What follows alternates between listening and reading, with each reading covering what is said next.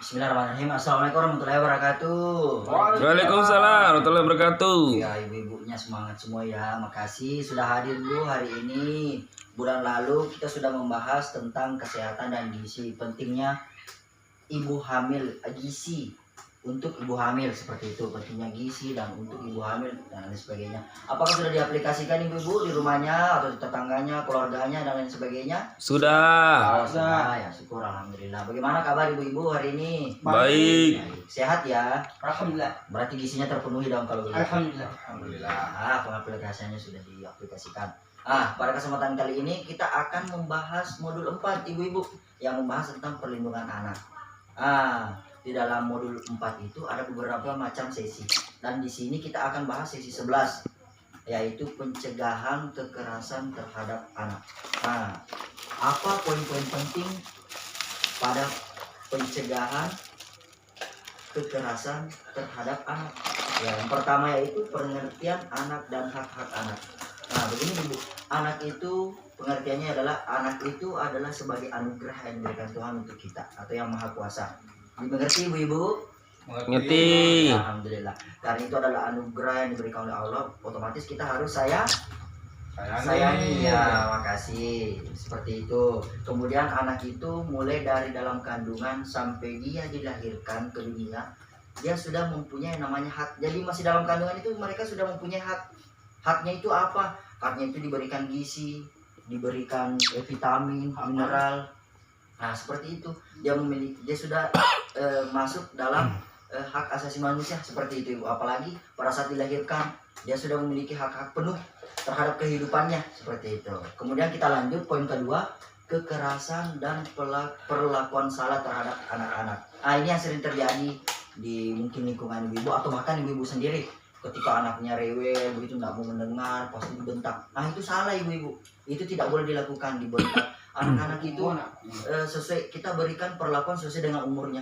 Ketika dia umur 2 tahun atau dia mulai sudah bisa berbicara, itu 2 tahun sampai 4 tahun kita berikan perlakuan, kita berikan kasih sayang, kita berikan pembujukan ketika dia melakukan kesalahan seperti itu. Dan kebanyakan juga malah ada yang lebih kasar lagi, mereka memukul anaknya ketika tidak mau mendengar, bukan lagi membentak tapi memukul. Itu tidak boleh ibu-ibu. Itu sangat tidak boleh. Kita harus ubah pola pikir kita. Kalau anak kita betul-betul menjengkelkan, itu kita harus perlakukan dia secara sayang begitu. Kita berikan penjelasan bahwa ini anak tidak boleh seperti itu. Ibu. Sudah dimengerti ibu? Ngerti. Kemudian kita lanjut akibat kekerasan dan perlakuan salah. Ya tadi kan sudah dijelaskan perlakuan salahnya bagaimana, kekerasannya seperti apa, dan akibatnya. Ini sekarang akibatnya itu mentalnya akan terganggu. Dia akan ingat karena anak-anak itu mulai dia umur 1 tahun, 2 tahun ke atas sampai 4 tahun, dia itu memorinya sangat kuat. Jadi mereka akan mengingat apa yang diperlakukan orang tuanya kepada dia ketika mereka dibentak, mereka diberikan kekerasan. Itu akan mereka lakukan juga ketika mereka besar nanti kepada anak-anak di sekitarnya. Jangan sampai mereka malah anak orang lain yang mereka kasari seperti itu. Jangan sampai ibu-ibu ya. Jadi kita putus rantainya itu sedari diri kita sendiri seperti itu. Kemudian yang poin selanjutnya, deteksi dini kekerasan seksual. Ini hal yang sangat-sangat penting untuk anak-anak seperti itu, Bu. Itu deteksi dini kekerasan seksual untuk anak kita. Bagaimana caranya kita melihat kelakuan anak setiap hari, apakah dia polanya, pergerakannya atau sifatnya tiba-tiba berubah. Kemudian untuk mendeteksi dini kekerasan seksual itu kita harus melakukan pendekatan terhadap anak secara emosional. Kita harus bangun kesadaran bahwa segala perlakuan yang anak lakukan itu di sekolah maupun di lingkungan dia belajar, di lingkungan dia bermain, harus ceritakan kepada orang tua supaya kita tahu anak kita ini tidak mengalami kekerasan seksual. Karena itu yang paling terpenting juga bagi pola pikir anak nanti ke depannya seperti itu. Kemudian lanjut pencegahan kekerasan dan perlakuan salah terhadap anak. Seperti yang saya jelaskan tadi, cara dicegah itu adalah melakukan pendekatan secara emosional kepada anak-anak ibu, memberikan pemahaman bahwa ini adalah hal yang tidak boleh dikerjakan.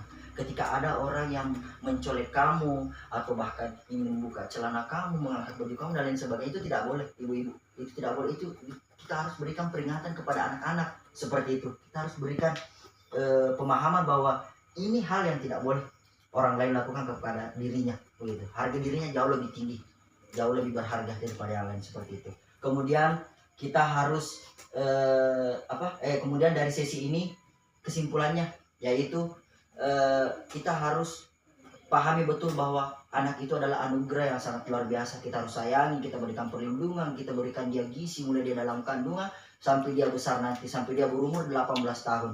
Karena 18 tahun ke bawah itu adalah usia anak. Setelahnya itu baru mereka beranjak yang namanya dewasa atau dewasa seperti itu.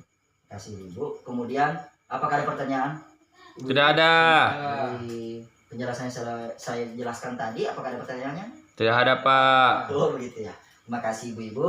Semoga ini bisa diaplikasikan di kehidupan sehari Ibu-Ibu. Terima kasih. Saya ucapkan wallahul muwaffiq ila aqwamit thoriq. Wassalamualaikum warahmatullahi wabarakatuh. Wassalam.